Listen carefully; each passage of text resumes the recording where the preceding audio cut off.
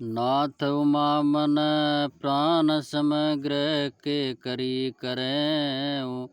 क्षमय सकल अपराध अब होए प्रसन्न बहुदेव। हे नाथ, यह उमा मुझे मेरे प्राणों के समान प्यारी है। आप इसे अपने घर की टहलकी बनाइए और इसके सब अपराध को क्षमा करते रहिए। अब प्रसन्न होकर मुझे ऐसा वर दीजिए। बहुविध समुसासु समुझाई गवनी बवन चरण सिरुनाई। जननी उमा बोले तब लीनी ले उचंग सुंदर सिक दीनी। शिवजी ने बहुत तरह से अपनी सास को समझाया, तब वे शिवजी के चरणों में सिर नवा कर घर गईं। फिर माता ने पार्वती को बुला लिया और गोद में बैठा कर यह सुंदर सीख दी। करें सदा शंकर पद पूजा, नारी धर्म पति देव न दूजा। बचन कहतबरि लोचन भारी, बहुरी लाए उर लीन कुमारी।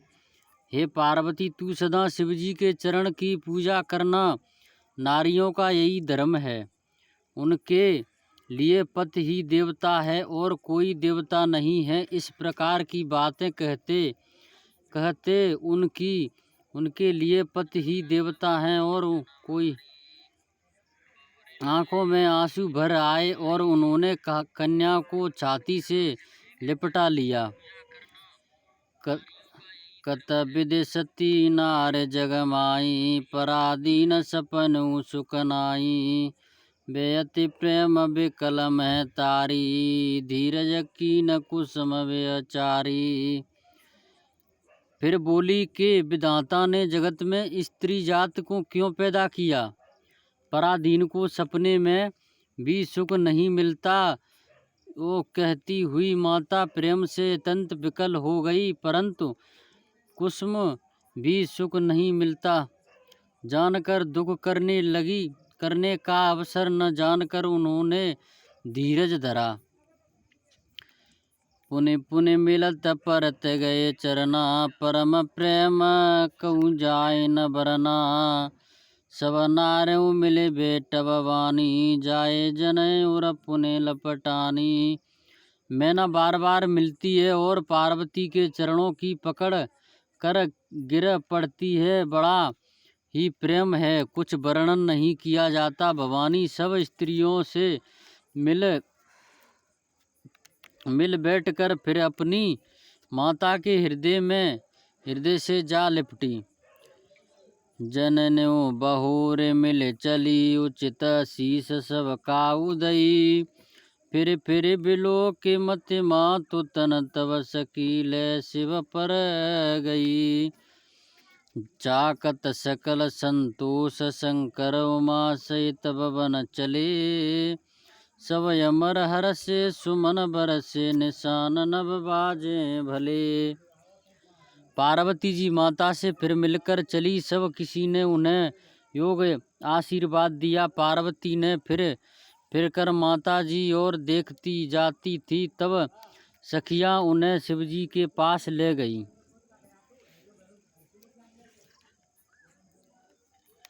महादेव जी सब याचक को संतुष्ट कर पार्वती के साथ घर कैलाश को चले। सब देवता प्रसन्न होकर फूलों की वर्षा करने लगे और आकाश में सुंदर नगाड़े बजने लगे। चले संग हिमवंत तब पहुँचा वनयति हेतु, विविध भांति पर दोष कर विदा कीन वृषकेत। तब हिमवंत अत्यंत प्रेम से शिवजी को पहुंचाने के लिए साथ ही चले। वृषकेत शिवजी ने बहुत तरह से उन्हें संतोष कराकर विदा किया। तुरत भवन आई गिरिराई, सकल शैल सर लिए बुलाई। आदर दान विनय बहुमाना, सब कर विदा की न हिमवाना। पर्वतराज हिमाचल तुरंत घर आए और उन्होंने सब पार्वती और सरोवर को बुलाया। हिमवान ने आदर दान विनय और बहुत सम्मान पूर्वक सबकी विदाई की। जबकि सम्मुख कैलाश आए, सुर सब निज निज लोक सिधाए। जगत मातु पितु शंभु भवानी, ते सिंगार नहीं कयूं बखानी। जब शिव जी कैलाश पर्वत पर पहुँचे तब सब देवता अपने अपने लोकों को चले गए। तुलसीदास जी कहते हैं कि पार्वती जी और शिव जी जगत के माता पिता हैं, इसलिए उनके श्रृंगार का वर्णन नहीं करता। करें विविध विधि भोग विलासा, गनय समेत बेअस कैलासा। हरि गिरिजा बिहार नित्य नयना, एक विविध पुल काल चले गयऊं। शिव पार्वती विविध प्रकार के भोग विलास करते हुए अपने गणों सहित कैलाश पर रहने लगे। वे नित्य नए विहार करते थे। इस प्रकार बहुत समय बीत गया। तब जन में पट बदन कुमारा, तारक असुर समर जे मारा। आगमन निगम प्रसिद्ध पुराना, भूमक जन्म सकल जग जाना। तब 6 मुख वाले पुत्र स्वामी कार्तिक का जन्म हुआ, जिन्होंने बड़े होने पर युद्ध में तारकासुर को मारा। वेद शास्त्र और पुराणों में स्वामी कार्तिक के जन्म की कथा प्रसिद्ध है और सारा जगत उसे जानता है। जग जान विमुख जन्म, कर्म प्रताप पारसतु महा। ते हित में वृष केतु सुत, कर चरित संदेह पय कहा। ये उमा शंभु विवाहु, जे नर नार कयूं जे गावई। कल्याण काज विवाह मंगल, सर्वदा सुख पावई। पढ़न स्वामी कार्तिक के जन्म, कर्म प्रताप और महापुरुषों के सारा जगत जानता है, इसलिए मैंने वृषकेतु शिवजी के पुत्र का चरित्र संदेह से ही कहा है। शिव पार्वती के विवाह की इस कथाओं को जो स्त्री पुरुष कहेंगे और गाएंगे, वे कल्याण के कार्यों और विवाहों हाथ मंगलों से सदा सुख पावेंगे।